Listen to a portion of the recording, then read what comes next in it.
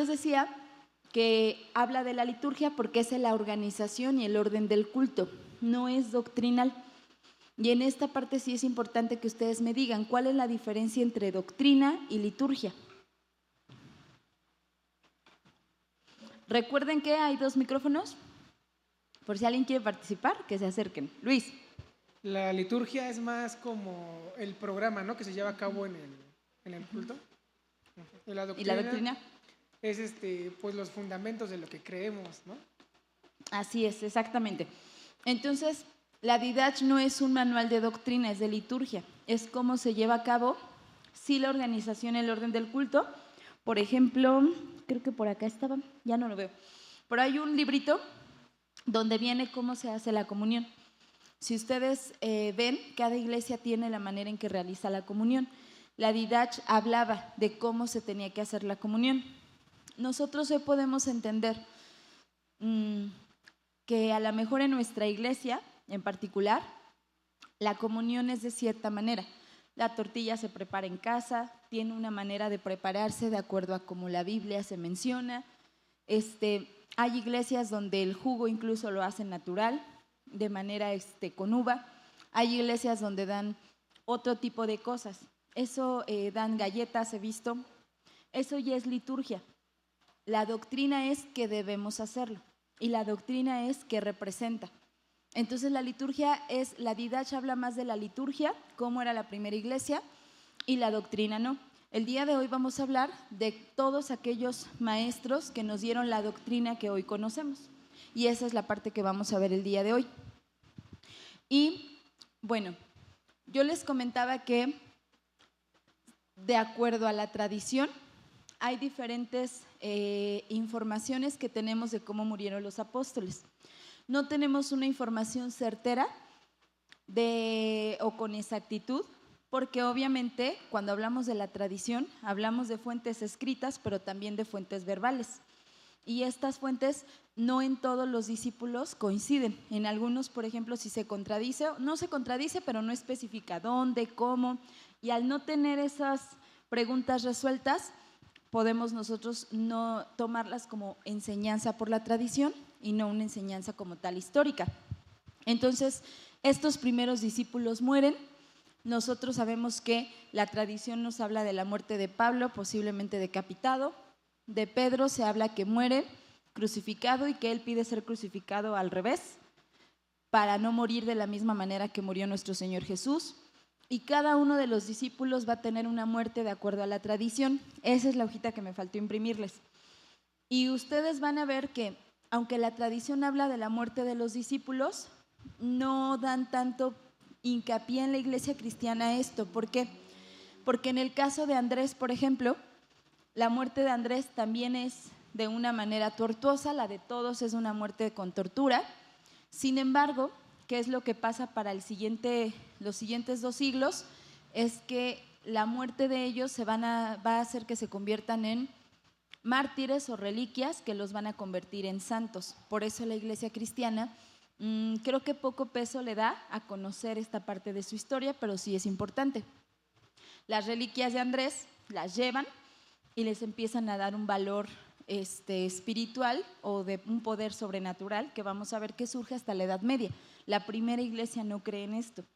La primera iglesia, lo vemos la siguiente clase, la persecución, sí busca de alguna manera tener a las personas que ya murieron en la arena y demás, no para adoración ni porque se crea que hacen milagros. Simple y sencillamente de la manera de no dejarlos en la arena morir destazados, como para poderlos tener, como mucha gente dice, darles una cristiana sepultura, pero la creencia no era que tuvieran un poder. Pero para la Iglesia Católica sí, para ellos la enseñanza de la tradición de cómo murieron y que son reliquias es muy importante, ¿sí? Entonces, bueno, este primer siglo mueren todos los discípulos a finales del siglo, por eso yo les preguntaba la clase pasada, ¿cuánto dura un siglo?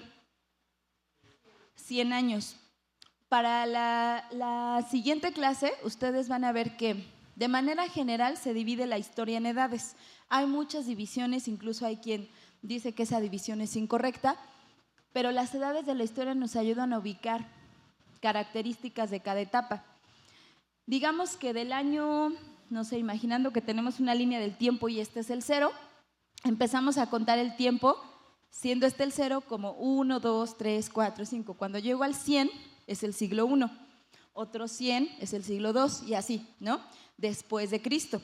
Y si lo hago hacia atrás, le llamamos antes de Cristo. Esa es la manera. Dividimos la historia de la iglesia en siglos porque es la manera más fácil de englobar todo lo que pasó. En el primer siglo, a la muerte de los discípulos, estos discípulos tuvieron también personas que les siguieron, que creyeron en la enseñanza que ellos daban, que conocieron a nuestro Señor Jesús, no en persona. Ellos ya no lo conocen en persona, sino a través de la enseñanza de los apóstoles. Ellos toman y abrazan la fe cristiana, y a la muerte de estos discípulos o apóstoles, son estos personajes los que van a tomar la dirección de la iglesia. Son a los que poco ponemos atención a veces, pero ellos son los que dieron la doctrina. Si las cartas se leían entre todas las primeras comunidades, ellos fueron los que le dieron una interpretación a esas cartas, y no en una interpretación de lo que ellos piensan, sino a partir de formar, por ejemplo, no sé si han escuchado que los testigos dicen, en la Biblia nunca se menciona la palabra Trinidad. Y es una realidad, en la Biblia no está la palabra Trinidad. ¿Quién fue la primera persona que utilizó esta palabra para hablar de las tres personas de Dios? Jerónimo, que es un padre de la iglesia. Entonces él es el primero que a través de la lectura de la palabra, él puede entender que la doctrina nos enseña que Dios es uno, pero en tres personas, aunque la Biblia nunca mencione la palabra Trinidad. Y él es el primero que utiliza la palabra Trinidad. Entonces, esa es la parte de la doctrina. Y eso es lo que estos padres de la iglesia o padres apostólicos le van a dar a la iglesia.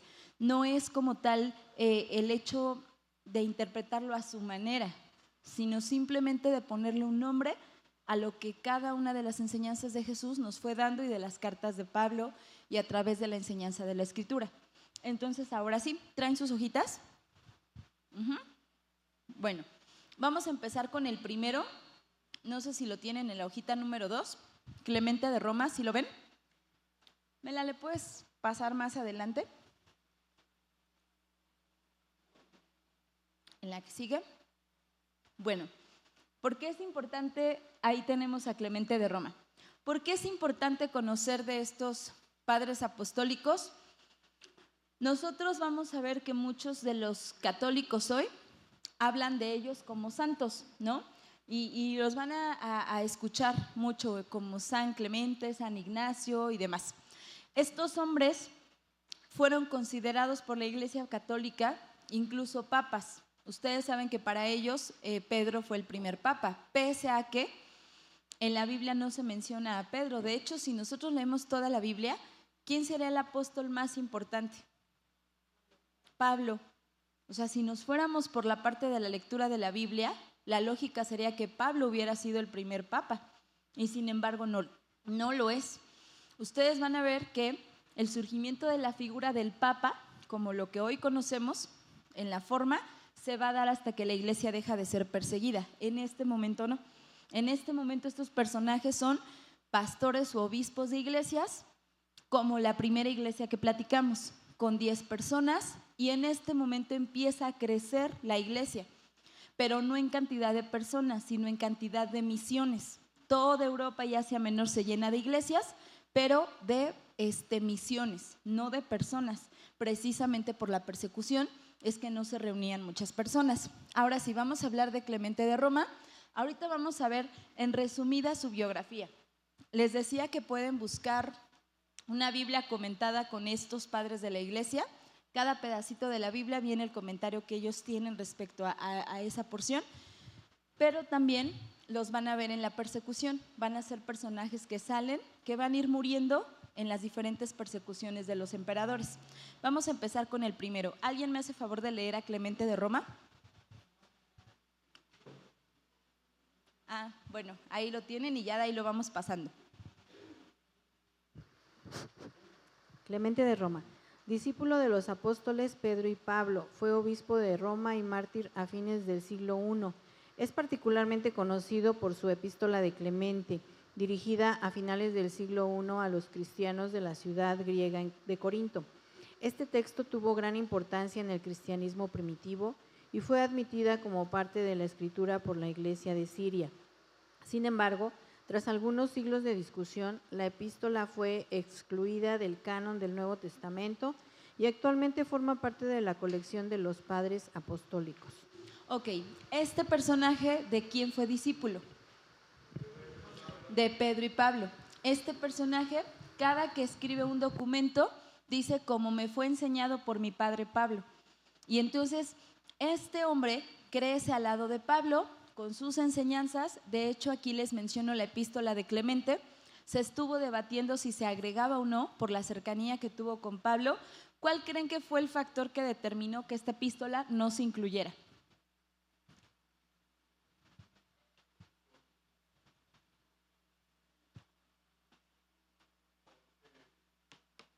Yo pienso que porque él no fue directamente el discípulo que estuvo con Jesucristo o que tuvo un andar con él como lo fue Pedro, y en este caso Pablo tuvo su conversión directamente por Jesucristo, o sea, fue directamente, y él no fue... Al final, vamos a ver las siguientes clases. Después de tantas herejías que se estaban dando, se tomaron ciertos estándares para decir esta epístola sí y esta no. Clemente de Roma fue un padre apostólico muy importante. Fue el más cercano a Pablo y poco se menciona de los últimos días de Pablo. Este hombre, que era un jovencito cuando Pablo ya está en los últimos días, en esta epístola que escribe a Corintios, si ustedes la leen es como una continuación a la carta de Segunda de Corintios. Recuerdan que el contexto que hablamos de Corintios cuando la estudiamos. Clemente no fue incluido y se empiezan a poner estándares en estas cartas por el tiempo que había pasado. Y entonces, al ser comúnmente mencionado Pablo en su carta, dice no. Si ustedes recuerdan, Pablo siempre dice, no fui puesto apóstol porque yo quisiera. ¿Quién lo puso? Jesucristo. Siempre menciona esta parte de Jesucristo hizo el llamado, Jesucristo me puso. Y en el caso de Clemente es muy notorio en su carta la enseñanza que tiene de Pablo. Y entonces por eso no entra al canon la epístola. ¿Por qué? Porque no se lee, y con esto no quiere decir que no haya sido un hombre piadoso, pero se lee completamente que era un discípulo de Pablo, y no por esto que no fuera un discípulo de Jesús. Hay personas, no sé, a las que nosotros espiritualmente los vemos como personas que son guía en nuestra vida, y no por eso Dios no es nuestra guía. Entonces, en el caso de Clemente es así. Clemente también muere en la persecución y él es uno de los padres apostólicos.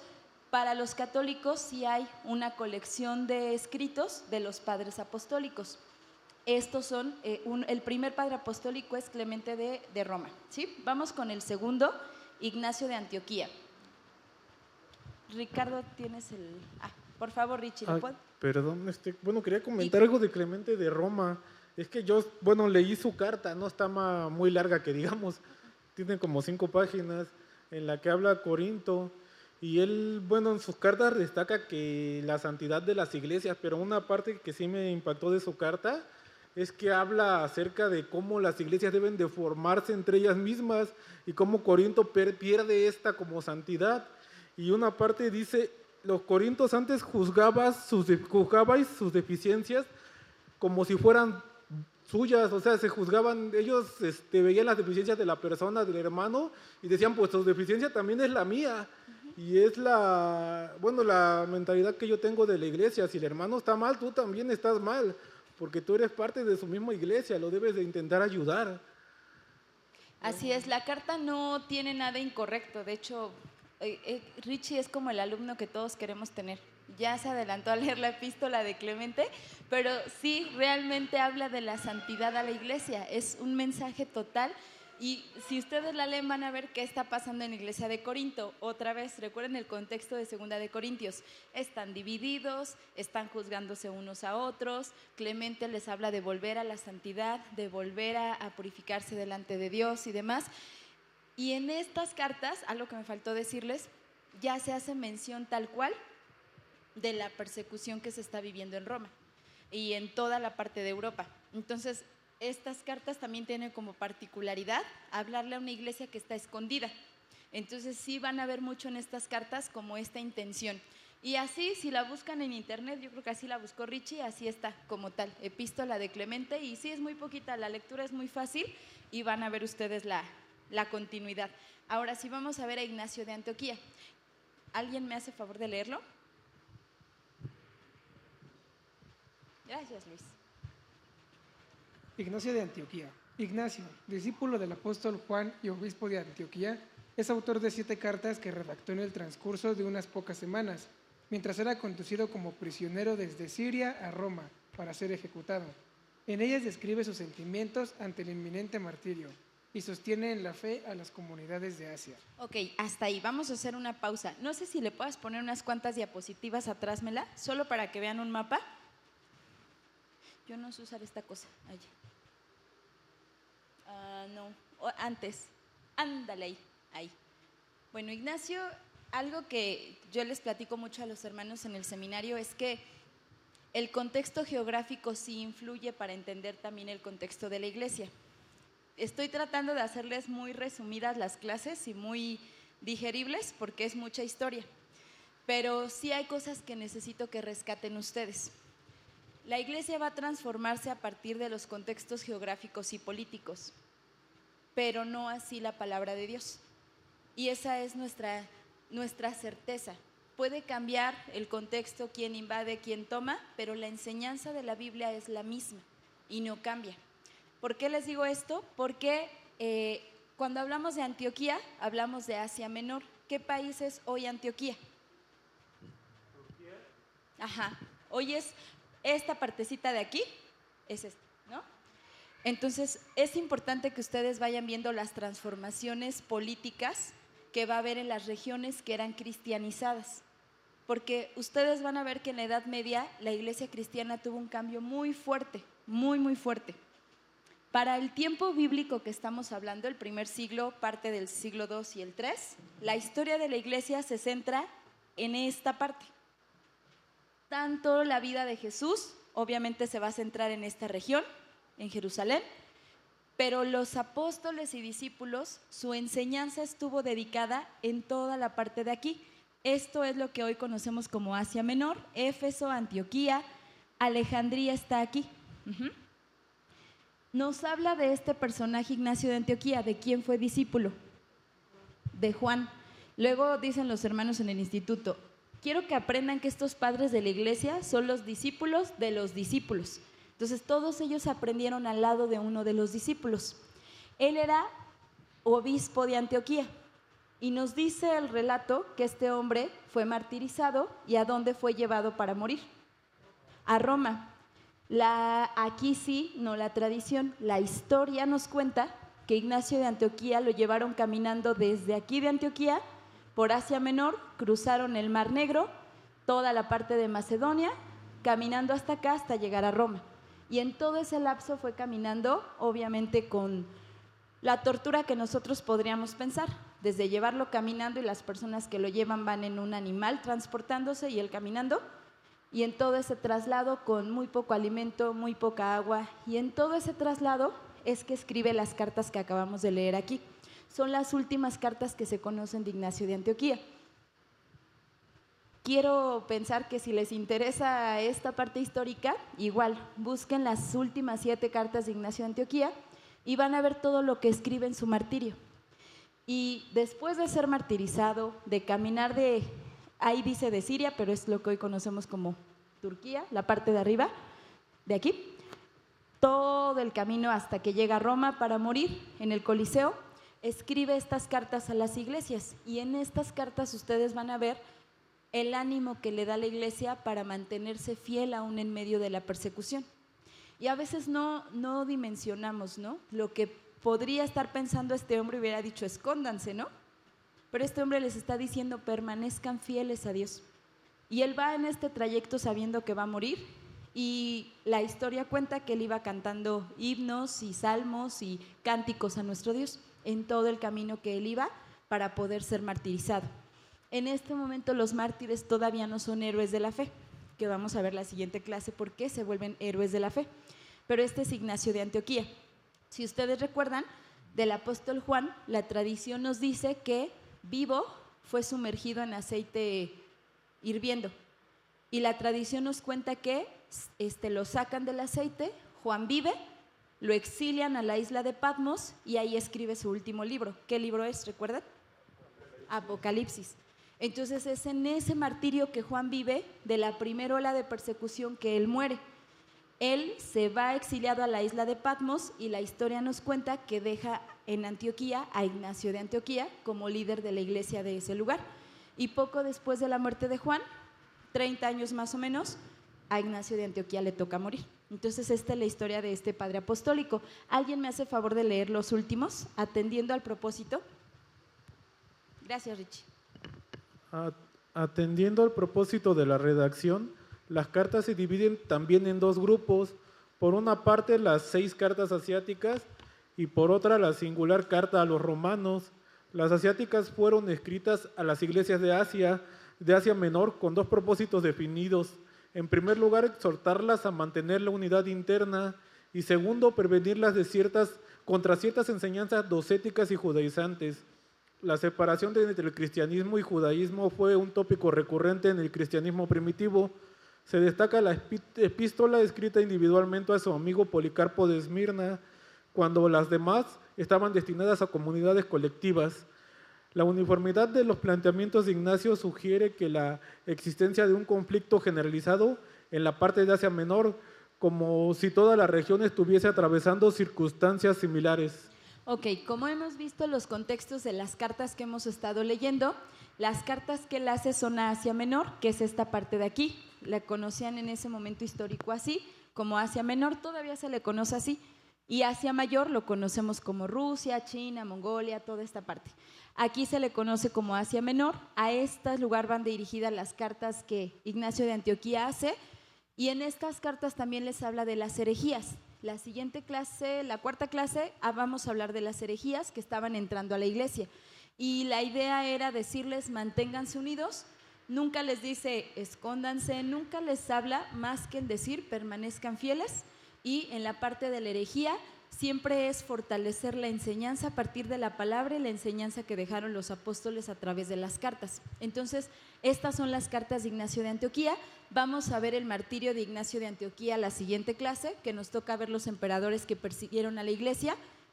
Durante todos esos años hubo persecución, pero no es que no fuera continua, es que algunos emperadores la aplicaban y tenían una especial fijación por cambiar o eliminar el cristianismo, aunque el edicto de persecución permaneció todo el Imperio Romano hasta finales. Entonces, bueno, a él le toca y dice que hay una carta que es hacia una persona en particular, la de Policarpo. ¿Sí lo recuerdan?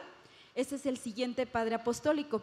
Este padre apostólico Policarpo también va a ser un mártir de la fe y vamos a ver a este padre apostólico. ¿Alguien me hace favor de leer el primer renglón? No, párrafo, perdón. Gracias, David. Sí, Policarpo de Esmirna. Policarpo, obispo y mártir de Esmirna, fue discípulo del apóstol Juan y maestro de Ireneo de León, el principal autor cristiano del siglo II. Se conserva una carta de Ignacio de Antioquía dirigida a Policarpo y una carta de Policarpo a la comunidad de Filipos. Al poco tiempo de su martirio, los cristianos de Esmirna escribieron el martirio de Policarpo, uno de los primeros relatos de un martirio cristiano y que inaugura una larga tradición de registros llamados Acta Martyrum. Ok, este personaje, ¿de quién fue discípulo? De Juan también. Por eso es la amistad con Ignacio de Antioquía. Sin embargo, este hombre fue tan importante para la iglesia que un padre apostólico fue discípulo de él y también se le consideró padre apostólico porque es el que más escritos hay. Ahorita vamos a hablar de Irineo. Policarpo también es uno de los personajes que muere en el Coliseo Romano, martirizado por la persecución, pero nos dice aquí que de él se escribe la primer Acta Martyrium. Estas actas martirium son la fuente histórica más importante que tenemos para poder fundamentar la persecución de la iglesia, la creencia de la iglesia y la actitud de la iglesia ante la persecución.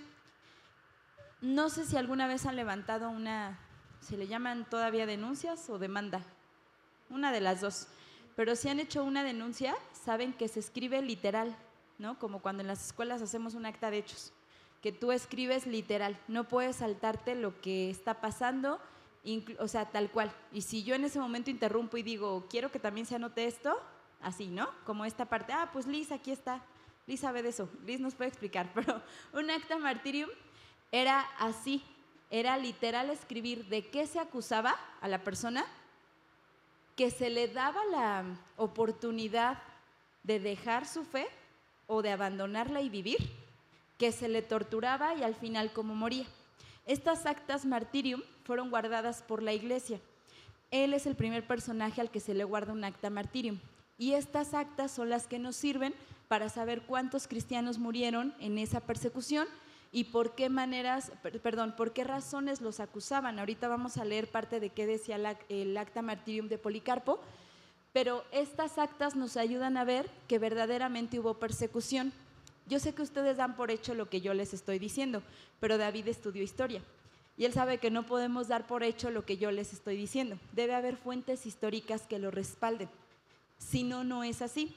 No sé si algunos de ustedes saben qué es el Holocausto o a qué conocemos como el Holocausto. Es la muerte que hubo hacia la comunidad judía, particularmente durante el gobierno de Hitler, ¿no? A esto le llamamos Holocausto.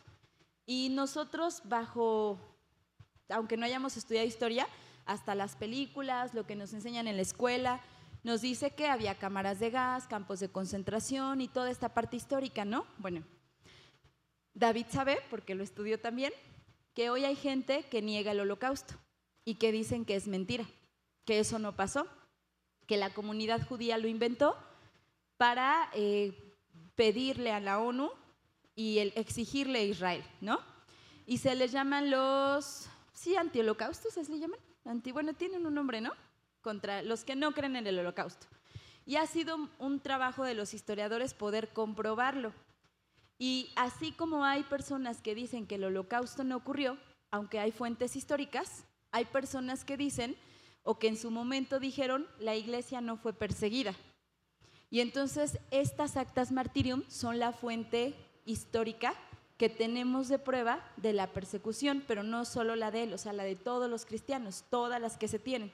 Y los documentos que se tienen de los emperadores, los edictos, vamos a leer cuando vean la persecución, todos los edictos que se sacan y de qué se le acusaba a los cristianos.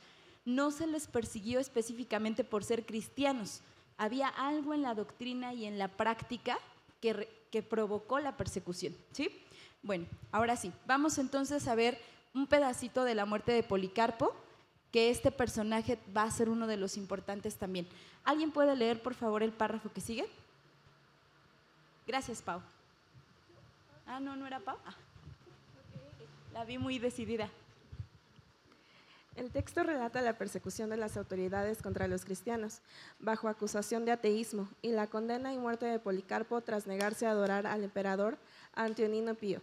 Ante la inquietud de que los cristianos adoraran al difunto Policarpo en lugar de Cristo, el texto explica: ni podremos abandonar jamás a Cristo, ni hemos de rendir culto a ninguno fuera de él, porque a Cristo le adoramos como a Hijo de Dios que es, mas a los mártires les tributamos con toda justicia el homenaje de nuestro afecto como a discípulos e imitadores del Señor. Hasta ahí. Ok, quiero que vean esta parte porque estas actas martirium también tienen doctrina. Y esa parte es importante. Ok, empieza diciendo que se acusaban de ateísmo a los cristianos. ¿Por qué creen que una de las acusaciones era el ateísmo? Porque entendemos que el ateísmo es no creer en Dios. ¿Por qué los cristianos eran acusados de ateísmo? Si sí creemos en Dios.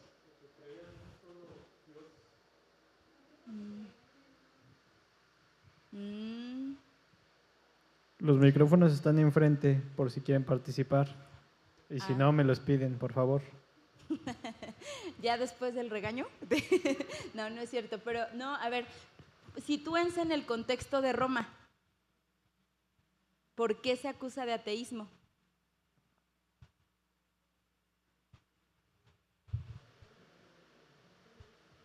Porque no creen en los dioses romanos, ¿no? ¿Qué tienen los dioses romanos que el nuestro no? Es que yo iba a decir que no rendían honor al emperador. Es una parte. La segunda es porque no adoran al emperador, que se considera Dios. La más importante, ¿hacia dónde lo muevo? La más importante es el choque cultural. ¿Por qué? Porque nosotros creemos en un Dios que no se ve y los romanos creen en dioses que son imágenes. Entonces, si en ese contexto cultural a mí me ven orando, ¿a quién? ¿Sí me entienden? Nosotros, recuerdan a Pablo, al Dios que no se ve. No es una imagen. Entonces, ellos son ateos porque ¿dónde está su Dios? No lo puedo ver. Entonces, la acusación a los cristianos que fueron perseguidos en ese primer momento era porque adoran a un Dios. No es que lo adoran, son ateos porque no tienen dioses. Los romanos no los hubieran perseguido si los cristianos hubieran sumado a Jesús a uno de los tantos dioses que adoraban los romanos, porque esa era la lógica de ellos. De hecho, cualquier cultura, si me aportaba un dios, adelante, se sumaba a la lista, ¿no? A lo mejor con un nombre latinizado, pero finalmente era parte de los dioses, lo que hicieron con los dioses griegos. Entonces, la acusación de ateísmo es porque nosotros adoramos, oramos, nos congregamos a un Dios que no tiene una imagen visible. Y entonces la acusación era de ateísmo. La segunda acusación era porque no se adoraba al emperador. Y el emperador para Roma sí era adorado como Dios. Al punto que en la mañana el emperador en turno se ponía la estatua del emperador que estuviera gobernando en ese momento, se le prendía el incienso al emperador, se le hacían las reverencias y se tenía que mantener el incienso prendido. Ustedes van a ir viendo que parte del contexto que les estoy explicando es lo que se va a revolver cuando la iglesia deja de ser perseguida. Ahora ustedes van a recordar cómo en la iglesia católica toman como un cirio, ¿no? Y prenden un incensario, ¿se llama? ¿Y cómo hacen esto, no? Y voltean y hacen esto a Jesús. ¿De dónde viene esta práctica? De los romanos. Entonces, cuando Constantino se vuelve cristiano, que vamos a hablar de él, es un emperador romano, él, la misma práctica que le hacían al emperador, ahora se le va a hacer a Jesús. ¿Sí me entienden?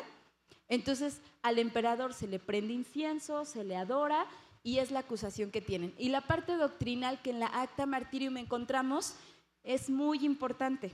Nosotros tenemos fundamentos en la Biblia de por qué no adoramos personas con la Iglesia Católica. Pero este es otro argumento. Policarpo muere y en el Acta Martirium ustedes van a ver lo que dice ahí. ¿La primera iglesia adoró a estos hombres? No. El Acta Martirium original, que es lo que acaban de leer, Pau, dice en esta parte, donde dice, ni podremos abandonar jamás a Cristo, ni hemos de rendir culto a ninguno fuera de él, porque a Cristo le adoramos como a Hijo de Dios, que es más a los mártires les tributamos con toda justicia el homenaje de nuestro afecto como discípulos e imitadores del Señor. Entonces podemos nosotros hablarle a la Iglesia Católica que la primera iglesia nunca adoró a estos hombres. Tuvieron el cuerpo de Policarpo, lo enterraron, alabaron a Dios, porque para esta primera iglesia la muerte de alguien era la celebración de que ya estaba en estas bodas, ¿no? Que nosotros hablamos. Y esta acta nos deja ver que la primera iglesia no los adoraba. Si ustedes buscan hoy a San Policarpo, van a ver que es un santo de la iglesia. Y antes, ¿no? Mi abuelita dice que les ponían el nombre de acuerdo al santo que te tocaba, ¿no? En ese día en que nacías, el nombre es el que te tocaba, ¿no? Y Policarpo es parte de esa lista de santos que se adoran hoy y que están en este santoral, ¿verdad? ¿Se llama santoral? De toda la lista de santos, ¿no? pero le atribuyen milagros que la primera iglesia nunca tomó como milagros. Entonces, por eso les decía yo, la materia de historia de la iglesia es apologética, porque nos sirve de la defensa de la fe. Claro que la Biblia es la primera defensa que debemos tener siempre de nuestra fe, pero en esta parte la primera iglesia no adoraba a ninguno de estos personajes. Ahora sí, ¿alguien me puede ayudar a leer lo que sigue? Finalmente. Finalmente, los cristianos de Esmirna recogieron los huesos del mártir como reliquias para celebrar su martirio como un natalicio. Nos concederá el Señor celebrar el natalicio del martirio de Policarpo para memoria de los que acabaron su combate y ejercicio para preparación de los que tienen aún que combatir. Ok, se guardaron las reliquias, no se adoraron. Y en esta parte hablan de para celebrar su natalicio, ¿ven? Su nacimiento porque ya murió. Ahora ya en la muerte, en la fe de la esperanza venidera. Y esta última parte, les decía, también es doctrinal. No sé ustedes si lo han leído o escuchado, pero a veces hay cristianos que le hablan a los muertos como si ellos escucharan. Y cuando alguien muere, hay personas que tienden a poner un mensaje hacia ellos como si lo escucharan. Y yo he visto incluso personas cristianas hacerlo. En amor nosotros solemos no decir, ¿no? En esa parte, uno entiende el dolor. Pero esta primera iglesia entendía que el acta martirium que se escribe después de la muerte de Policarpo no está dirigida en ningún momento a Policarpo, está dirigida a la iglesia a la que él de alguna manera pastoreaba, y está dirigida a la esperanza y a la celebración por la muerte de Policarpo. Y entonces ustedes van a ver que todo se hace referencia a Policarpo, ya está en tercera persona, no a él directamente se le está hablando, ¿sí? Este es el siguiente padre apostólico, que lo vamos a ver cuando veamos la persecución, y vamos a ver a Tertuliano. Sí es el que sigue, ¿verdad? ¿Sí? Ok, vamos con Tertuliano. Por favor, hermana Leti. Tertuliano es conocido en la historia de la Iglesia como el padre de la teología latina, ya que fue el primer líder de la Iglesia que escribió sus obras en latín. La mayor parte de sus escritos fueron en defensa del cristianismo contra la persecución desde afuera o la herejía desde adentro. Tuvo una enorme influencia en la Iglesia primitiva y gran parte de esa influencia se puede ver hoy en día. Ok, se le llama, a este hombre es el primero que escribe toda su escritura está en latín. Mela, ¿te puedes ir al mapita que hace rato pusimos? Nada más quiero que ubiquen algo y no quiero que sientan esta clase como, no sé, es que los temas se van dando para hablar un poco de la doctrina católica, pero no es en esta intención de ser una clase de qué decirle a los católicos, pero quiero que ustedes entiendan ciertas bases de fe. La primera iglesia dijimos que se concentró en Asia Menor, ¿recuerdan? ¿Cuál es el idioma de esa región?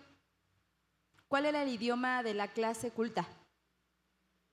El griego.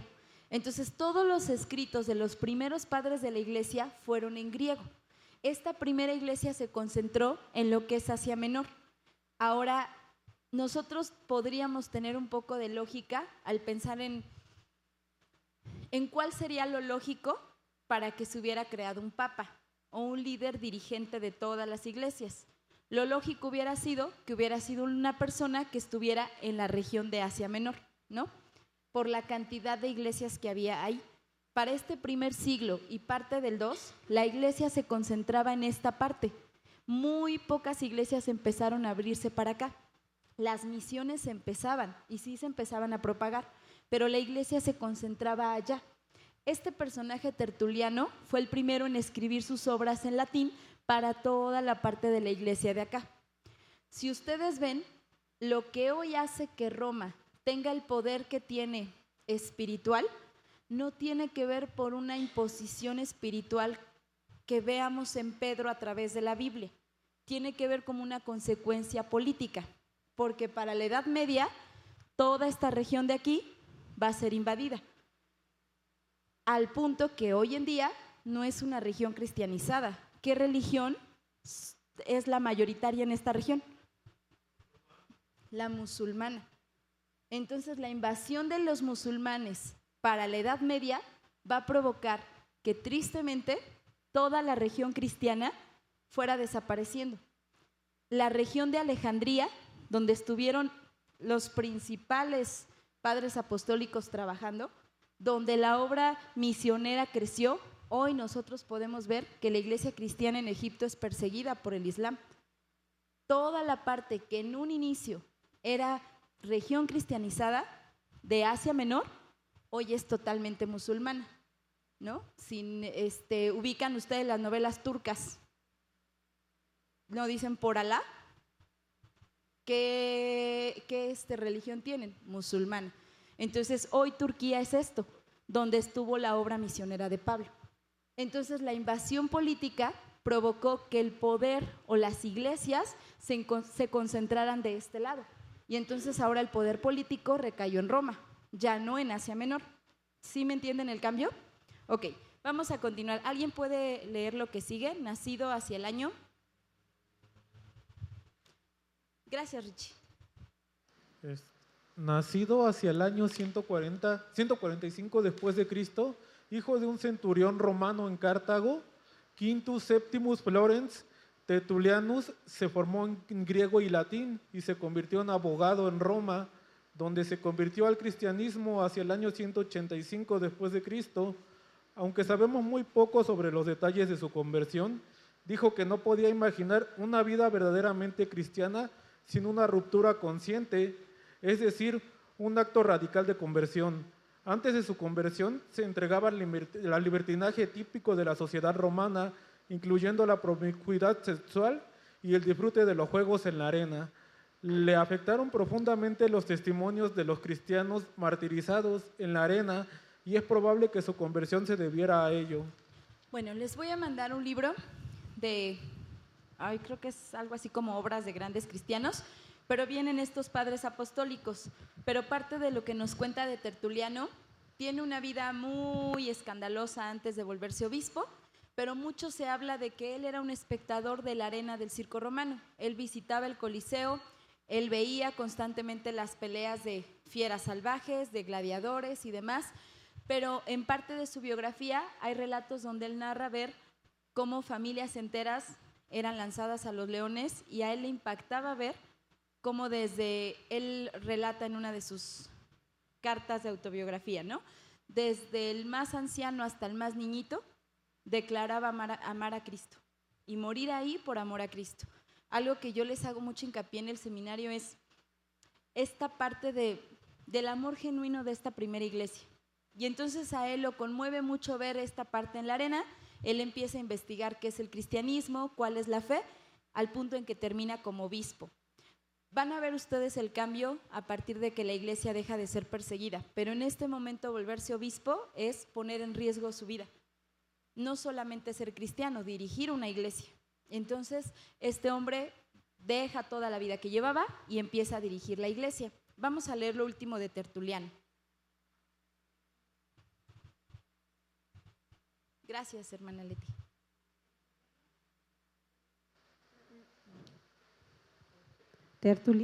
Tertuliano fue ordenado presbítero en la iglesia de Cartago, en el norte de África, y comenzó a escribir libros en los que abordaba los problemas a los que se enfrentaba la iglesia de su época, en respuesta a una herejía sobre la divinidad.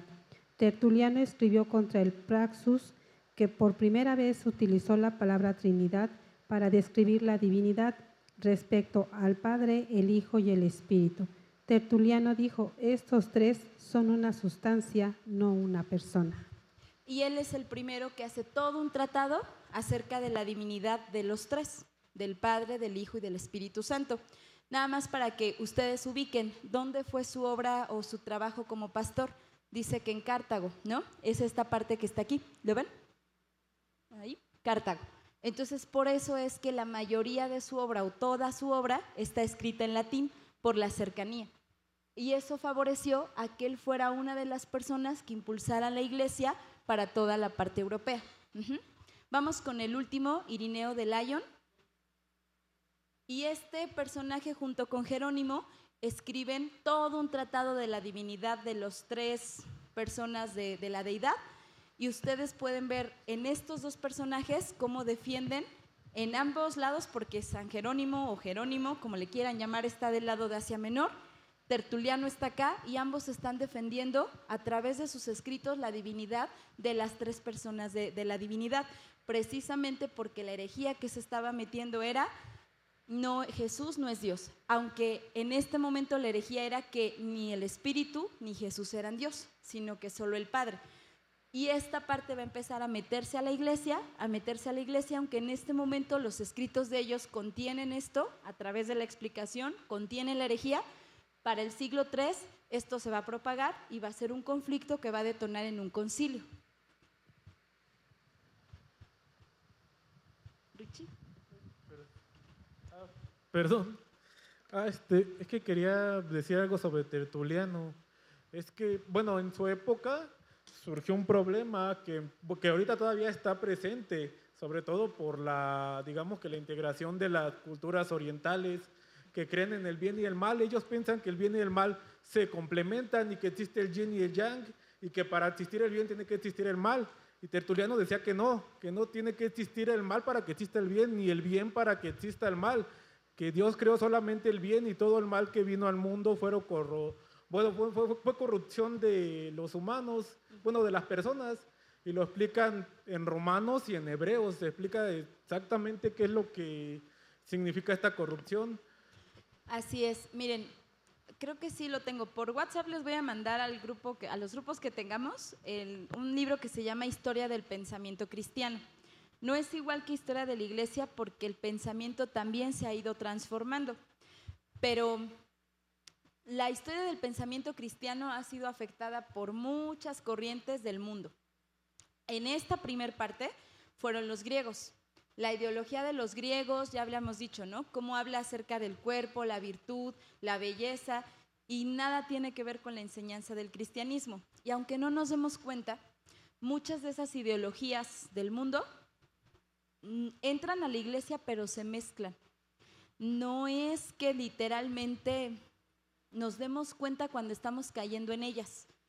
Cuando empezamos a ser más críticos, vemos que a las iglesias entran corrientes o filosofías que se van mezclando en las iglesias. Y eso le pasa a la iglesia a través del tiempo. Cada generación, cada situación histórica, hablábamos de los griegos, y en el caso de lo que dice Richie es así. En este primer momento incluso ellos se meten en conflictos porque hay tratados muy complejos donde quieren incluso hablar de que si Platón hablaba de un ser superior, pues Dios, nuestro Dios, es ese ser superior. Pero no podemos igualarlo, porque para los griegos tenía otras características. No es un Dios que da su vida por nosotros. Y entonces este intento de mezclar ideologías hace que ellos tengan que defender la fe. En una de las clases que veamos les vamos a ver las herejías que se metían a la iglesia, pero lo que dice Richie es así, es precisamente la ideología de diferentes sectores mezclada en la iglesia. No sé, incluso escuchaba a alguna persona decir que esta parte de que todo lo que sembraremos, eso cosecharemos, y alguien me decía, pues es como el karma. Es como muy delicado mezclar ideologías, porque el karma tiene toda una ideología espiritual y no es a lo que nosotros nos referimos en esa porción del Evangelio. Y van a ver ustedes que para el Renacimiento o la Edad Moderna, la ideología que se mete a la iglesia es el humanismo. Y esa, hasta el día de hoy, es la que más cuesta depurar en la iglesia. Nos cuesta mucho depurar el humanismo en las iglesias. Si se dan cuenta, el humanismo hoy está en las iglesias y empezó desde la Edad Moderna. Era una lucha por depurar el nosotros, el yo, que se metió a la iglesia. Entonces vamos a verlo más adelante, pero ciertamente es la mezcolanza de ideologías. Vamos a ver al último padre apostólico, Ireneo de Lyon. Ireneo era natural de Asia Menor, probablemente de Esmirna. Ya vimos en el mapa dónde es Asia Menor, ya ubicaron más o menos las regiones. Donde nació alrededor del año 130. Se dan cuenta al ver los años que esta generación de apóstoles son posteriores a la muerte de los discípulos de Jesús, ya son del siguiente siglo. Sí nacen en el 70, por ejemplo, y mueren hasta el 130, pero ya son parte de la siguiente generación. Continuamos. y donde fue también discípulo del obispo Policarpo. Acá, acerca de cuyo martirio hablamos en el capítulo anterior, acá arribita hablamos de él. Este hombre no fue discípulo de algún discípulo en particular. Se le considera padre apostólico por la cantidad de escritos doctrinales que él tiene. En la Biblia que les comento de la obra patrística, así se llama, es del que más se habla. Él es el que más forma le dio a la doctrina cristiana. Él es discípulo o fue discípulo de Policarpo, el que murió. ¿Recuerdan el acta del martirio? Él. Ok. Durante toda su vida, Ireneo fue admirador ferviente de su maestro Policarpo y en sus escritos se refiere repetidamente a las enseñanzas de un anciano o presbítero, cuyo nombre no menciona pero que parece ser Policarpo. En todo caso, por razones que desconocemos, Ireneo se trasladó a Lyon, en lo que hoy conocemos como Francia. Allí llegó a ser presbítero de la iglesia, que le envió a Roma con una carta para el obispo de esa ciudad. Ok, se dan cuenta cómo ya la iglesia se propaga. Este personaje ya es de Francia, que es la parte que tenemos acá. En esta parte, aquí, lo que aquí le llaman Galia, él es obispo de esta región.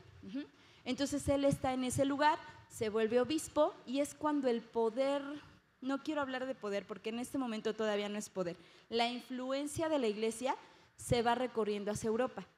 Y por eso es que posterior a la Edad Media, el poder político ahora va a estar en Roma. Ok. Ireneo era ante todo un pastor. Su interés no estaba en la especulación filosófica ni en descubrir secretos recónditos, hasta entonces desconocidos, sino en dirigir a su grey en la sana doctrina y la vida correcta. ¿Por qué les digo esto? Porque él no tiene tantos tratados contra la herejía. Sus tratados son para formar a la iglesia, en doctrina, en enseñanza, en cómo debe ser la iglesia, en la santidad. Él habla mucho a la iglesia de la santidad. Entonces, él es pastor totalmente y sus cartas son para que la iglesia viva acorde a la palabra de Dios. Continuamos. Por lo tanto, sus escritos no intentan elevarse en altos vuelos especulativos, sino que pretenden sencillamente refutar a los herejes e instruir a los creyentes. Aunque Ireneo compuso otros escritos, son dos las obras suyas que se conservan: la demostración de la fe apostólica y la refutación de la falsa gnosis, esto último mejor conocida como Contra las herejías. Aquí habla de los gnósticos, del platonismo, de todas estas corrientes que querían entrar a la iglesia y que él refutaba a través de la palabra de Dios. Tal vez esta segunda, si la buscan, se les va a hacer más compleja por la cantidad de conceptos griegos o de la religión griega que usa, pero si ustedes empiezan a buscarlos así en internet, van a ver cómo él refuta todos esos conceptos a partir de la palabra de Dios. Hablar de la divinidad, incluso los griegos pensaban en una especie de Mesías que tal vez traería el conocimiento total, pero un conocimiento del mundo. Ellos hablaban de una persona que podía venir y que traería todo el conocimiento con un cerebro superdotado, con una inteligencia extremadamente grande y que revelaría la sabiduría de todas las cosas. Y ellos decían, pues él es Jesús. A veces intentamos llevar la palabra de Dios asemejando a las personas con la fe que ellos tienen, pero esto a veces cae en errores y eso intenta él decirles no, él no es la persona que vino con todo el conocimiento que ustedes creen que vendría a aclarar todas las dudas filosóficas. Él es quien dio la vida por su iglesia, murió en una cruz, resucitó y esto es lo que creemos. En palabras muy sencillas, Ireneo buscaba dar la doctrina sin debatir en una situación más profunda, simplemente era no, Jesús no es ese. Jesús es un hombre que murió por nuestros pecados, porque el hombre es malo y a partir de él tenemos vida eterna. Y entonces ese es el mensaje, por eso les digo, y para nosotros damos por hecho la doctrina y la sabemos y la mencionamos, pero a veces no sabemos que la explicación a la doctrina como tal la debemos a estos padres apostólicos. Él habla de vida eterna, él habla de la naturaleza caída, por ejemplo. Hoy nosotros son conceptos que entendemos, pero son ellos los que le dieron forma a estos conceptos a partir de la palabra de Dios y a partir del entender la escritura que se leía en las diferentes iglesias. ¿Hasta aquí alguien tiene una duda?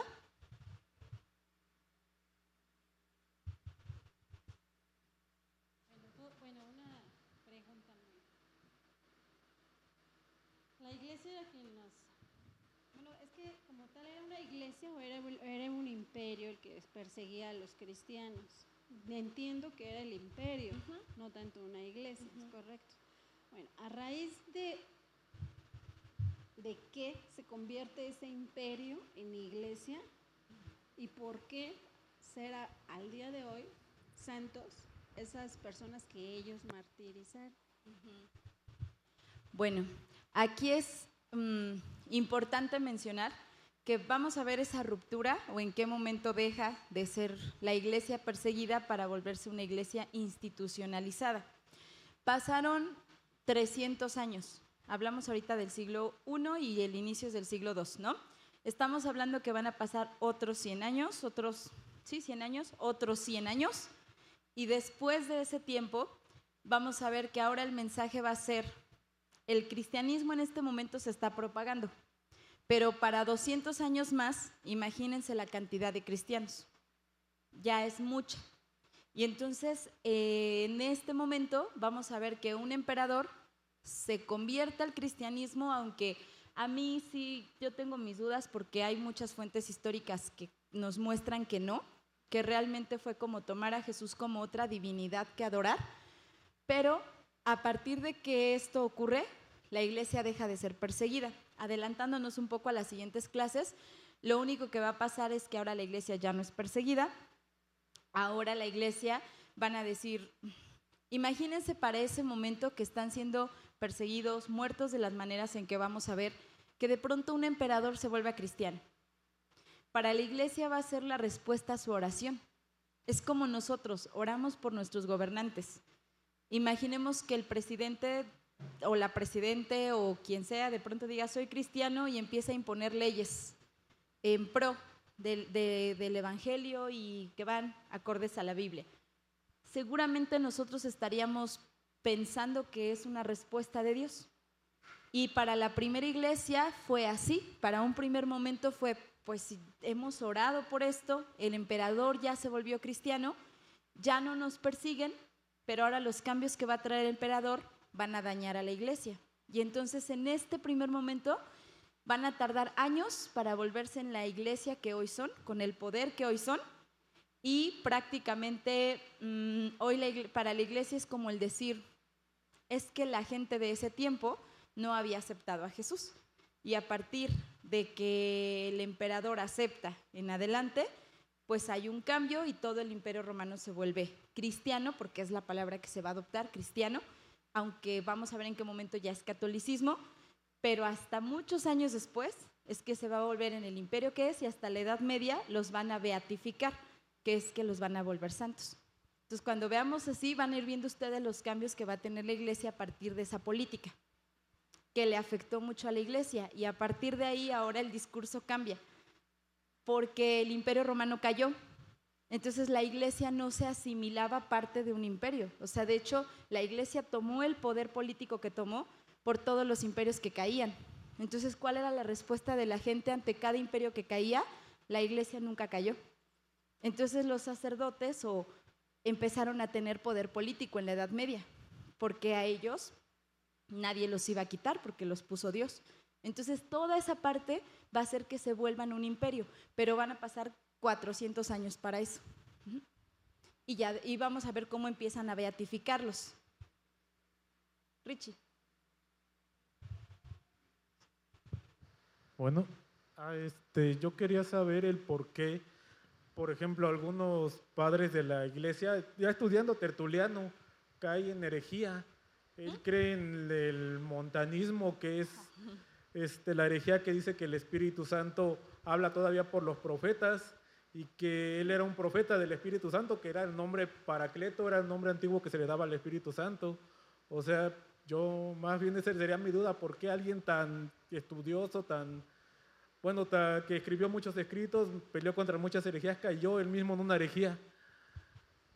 Pues yo creo que por lo mismo que cualquiera de nosotros podemos caer sin darnos cuenta, en lo que les decía, a veces no nos damos cuenta que la ideología entra. Por ejemplo, yo he escuchado cristianos decir, Dios te ama tal como eres. Y no sé si se han dado cuenta que eso es una herejía. y no nos damos cuenta. O sea, nosotros lo decimos por quererle hacer ver a la iglesia, porque a veces nos dicen, acércate a él tal cual eres. No sé si me entienden la profundidad.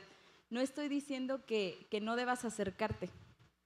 Lo que estoy diciendo es que una vez que te acercas, ¿por qué es que nos acercamos a él? Reflexionemos, ¿por qué? ¿Y por qué no podíamos acercarnos a él?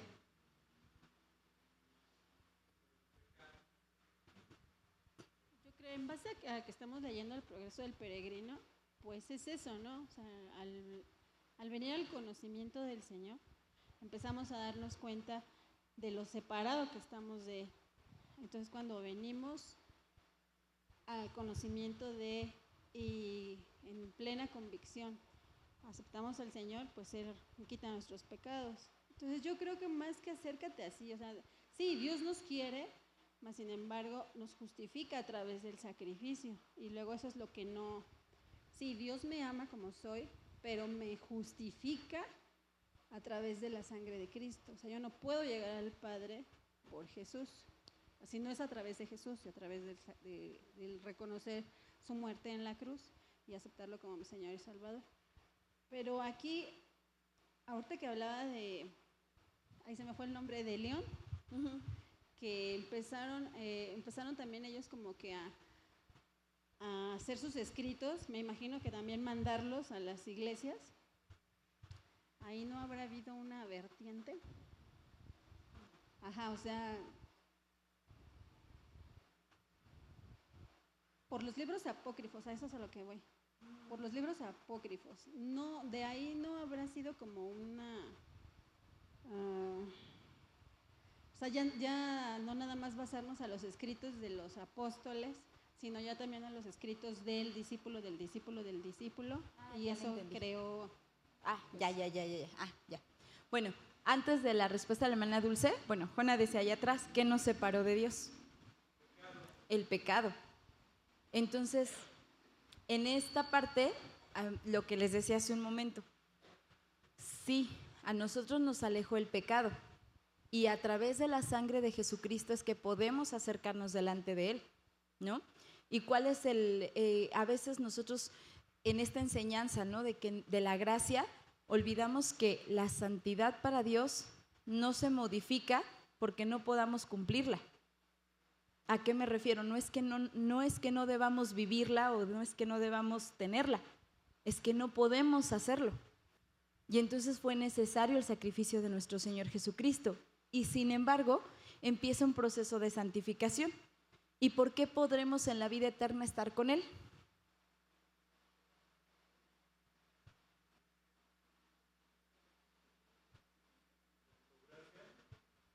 Por gracia, pero ¿por qué ya podemos estar cercanos a Él? Porque para ese momento ya seremos transformados de lo que éramos como hombres pecadores a personas santas, dignas de estar cerca de Él. Así es. Entonces, esta parte de la salvación por gracia a veces nos hace caer en una mala idea de que nuestra vida no necesita ser transformada, ni buscar la santificación, y nos olvidamos que cuando nos ve a nosotros, ve a su Hijo, nos ve en Cristo. Por eso es que podemos acercarnos al trono, porque la sangre se derramó. Y cuando tengamos vida eterna es porque ya tendremos una vida santa, porque Dios es santo y Él no tolera el pecado. Entonces, cuando nosotros hablamos así, es como decirle a la iglesia, tú ve, no necesitas cambiar tu vida. O sea, tal vez no es la intención, pero hay profundidad en nuestras palabras, en la enseñanza. Entonces, lo que decía Rich hace un momento, como un hombre que escribió tanto, porque a veces nos es complejo. Hay temas que nos es complejo poder explicarlos. No sé si se han ustedes puesto a pensar acerca de la divinidad de Jesús, pero la divinidad de Jesús es un tema que es bíblico, pero es complejo explicar qué había de divinidad en la tentación y qué había de carnalidad, porque eso es dos ideas opuestas que nos hacen reflexionar acerca de cómo era que Jesús era Dios, o es Dios, pero también fue hombre. Y entonces hay partes en la Biblia que son bíblicas, pero no las podemos explicar al 100%, pero son bíblicas. Entonces yo creo que así como dice Richie, podemos hablar de cada uno de los hombres que escribieron y que enseñaron a la iglesia y que le dieron forma, y sin embargo vamos a ver qué es el montanismo para que le entiendan a Richie, pero es una herejía que surgió en ese momento y que él empezó a pegarse a esa ideología, ¿no? Entonces, yo creo que pasa, y por eso es el cuidado que debemos tener cuando enseñamos, el poder orar y el poder decir, esto no nos ha sido revelado. Está en la Biblia, pero no nos ha sido revelado el explicarlo cómo es, pero está en la Biblia.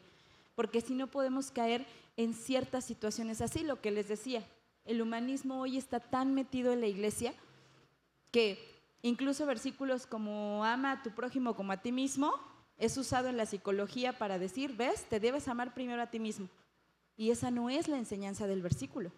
Y entonces es como, sin darnos cuenta, ocupar la Biblia con ideologías del mundo para decir, es lo mismo. Yo creo que les pasa a todos, Richie, y lo mismo. Así como no, precisamente yo creo que por eso lo que acabas de decir es la respuesta final. No podemos adorar a personas ni verlas como santos porque cometieron errores. Pensar que todos estos hombres o los discípulos nunca pecaron es caer en un error. Y sin embargo, esa es la parte que nosotros evitamos como cristianos al no beatificar, al no adorar santos, al tal vez sí tener un respeto por alguien que nos representa, un respeto espiritual, pero no por eso adorarle. Entonces, creo ahí que puede pasar y ha pasado en cualquier generación, Richie, en cualquier generación, incluso Pablo, ¿no? Cuando le escribe, creo que sí es en la de Corintios, cuando dice que incluso los maestros han tergiversado la buena enseñanza. Y creo que ha pasado en todas las generaciones. Y lo que decía la hermana Dul, a lo mejor dice la hermana, de tantos escritos que se hacían, que pudieran surgir las herejías, ¿no? En esa parte. Bueno, si nosotros vamos a ver las herejías más adelante, es más bien no tanto los escritos, porque si ustedes leen los escritos de los padres apostólicos, siempre son tomando la enseñanza de las cartas, de la palabra, es explicando la palabra. No sé si han visto como hoy venden comentarios de MacArthur, de Barclay, o sea, comentarios bíblicos de personas que estudian la Biblia, así son sus escritos. La herejía entra cuando ciertamente es más bien la mezcolanza de las religiones de afuera o ideologías de afuera con la religión cristiana. Fueron las principales herejías que se dieron. Entonces sí, claro que incluso les pasó, no les puse a uno que es Orígenes, pero a él le pasa que empieza a debatir tanto con los griegos, que empieza como a lo que les decía, nuestro Dios es igual al que ustedes dicen, a la fuerza que ustedes dicen que creó todo. Y ahí empezó a meterse en conflictos porque nuestro Dios no cubre los estándares de los griegos. Entonces sí pudo ser un tanto peligroso, por eso es importante que nuestra base fundamental sea la Biblia, para que evitemos. Pero en cuanto a los libros apócrifos, no, porque todos los libros apócrifos, que así se les llama, que se conocen, son previos a ellos, son todos los que se escribieron en el periodo de los 400 años, a ellos les conocen como libros apócrifos, y los demás, los que ya fueron después, les llaman escritos de los padres apostólicos. No están ni en el canon de nosotros, pero tampoco en el católico, ellos sí los tienen como una colección aparte. Los famosos apócrifos son los de esos 400 años de silencio, entonces ahí no hubo conflicto en los libros. ¿Alguna otra duda? Ay, hermana Vicky. Bueno, no es duda en sí, es un comentario acerca de algo de lo que estábamos diciendo ahorita. Es que esto del conocimiento sí es muy peligroso. Claro que Dios a nosotros nos creó con la capacidad de poder pensar, analizar, reflexionar, pero creo que se vuelve un peligro cuando nosotros no tomamos al 100% la base de la palabra. El hermano David siempre nos enseñó en el seminario que el mejor comentario bíblico es la Biblia, es la propia Biblia, porque no hay contradicción. Sí es cierto que hay otros cristianos en los que Dios también ha ayudado en la meditación y por eso han hecho tantos libros, Pero también es el peligro de cuando alguien puede decir, es que el Espíritu Santo me reveló, es que ahora Dios me habló, porque la palabra ya fue dada, la revelación ya fue terminada. Entonces, no podemos agregar más de lo que ya está escrito. No podemos enseñar otra cosa que no esté lo que ya está escrito. Y ese es el error de muchas herejías. Y lo vemos en tantas, por ejemplo, testigos de Jehová, mormones, donde hay estos líderes que se han levantado diciendo, es que a mí me fue revelado, es que a mí Dios me dijo, y empiezan con una ideología diferente a lo que ya está escrito. Entonces, ese es el peligro. Y no que tanto conocimiento nos haga daño, sí nos hace daño, pero también hay gente que ha tachado a los cristianos de ignorantes por no leer la palabra, por no tener bien esos fundamentos de lo que está ahí escrito, y por eso es que es tan importante seguir con esta materia. Ay, como que se me cae esto. Pero creo que lo más importante sí es poder meditar nosotros mismos en la misma palabra. Sí, esa parte ya, como se los comentaba, es bueno porque lo que les decía, muchos conceptos que hoy usamos vienen de los padres de la iglesia, la Trinidad, la encarnación, que no son palabras que están en la Biblia, pero ellos explican, por ejemplo, la encarnación en un tratado, ¿no? Y hoy entendemos que Jesús, porque así lo veo en Filipenses, pero mi base para saber que Jesús siendo Dios se hizo hombre es Filipenses. Y a partir de lo que los padres apostólicos escriben, es que hoy se le da un nombre a esa doctrina. Encarnación, justificación, santificación, todas estas bases doctrinales es lo que ahora ellos, los padres apostólicos, nombraron y que nosotros podemos explicar de esta manera, ¿no? Entonces, también el pensamiento cristiano cambia. Yo les decía a los jóvenes, nosotros somos de una generación que se evangelizaba, se hacía el llamado a la salvación y se invitaba, ¿no?, a quien quería ser salvo. Y pasaban muchas personas y aceptaban a Jesús. Pero si nosotros hacemos una lectura de la Biblia más profunda, no vemos en ninguna parte de la Biblia ese modelo, donde hacemos un llamado, la gente pasa, acepta a Jesús y no vuelve a venir a una iglesia. Nunca vuelve a venir. Y ahí yo les dejaría la pregunta, ¿la persona es salva o no es salva? Y entonces se dan cuenta cómo el pensamiento cristiano también va tomando forma a partir de leer la Escritura. Entonces, esa es la parte que nosotros debemos ir conociendo, y como dice Vicky, es la base fundamental, siempre va a ser la Biblia. Entonces sí es importante que veamos los cambios que la iglesia ha tenido en su pensamiento, pero sí saber que siempre el poder meditar en su palabra es lo principal. Y hoy tenemos tantas fuentes, hasta de tener una Biblia, un lenguaje más entendible, actualizado, nos ayuda a comprender más los pasajes y volvernos a leer hasta que nos quede claro, hasta irnos por versículo, de entender, ¿no? Porque la versión 60 trae palabras muy complejas, no sé si se han topado con que son de dura cerviz, y si nosotros no buscamos qué es, pues nos cuesta trabajo. Entonces, esta parte del estudio de la Biblia sí es importante para poder entender cuál es el mensaje que se nos está dando. Platicábamos con los jóvenes cuando veíamos las parábolas, ¿no? Esto no se le dio a los sabios y a los entendidos, porque ellos podrán de miles de maneras decirnos, tu idea está mal, ¿no? Pero nos ha sido revelado a nosotros. ¿Y qué nos ha sido revelado? La salvación.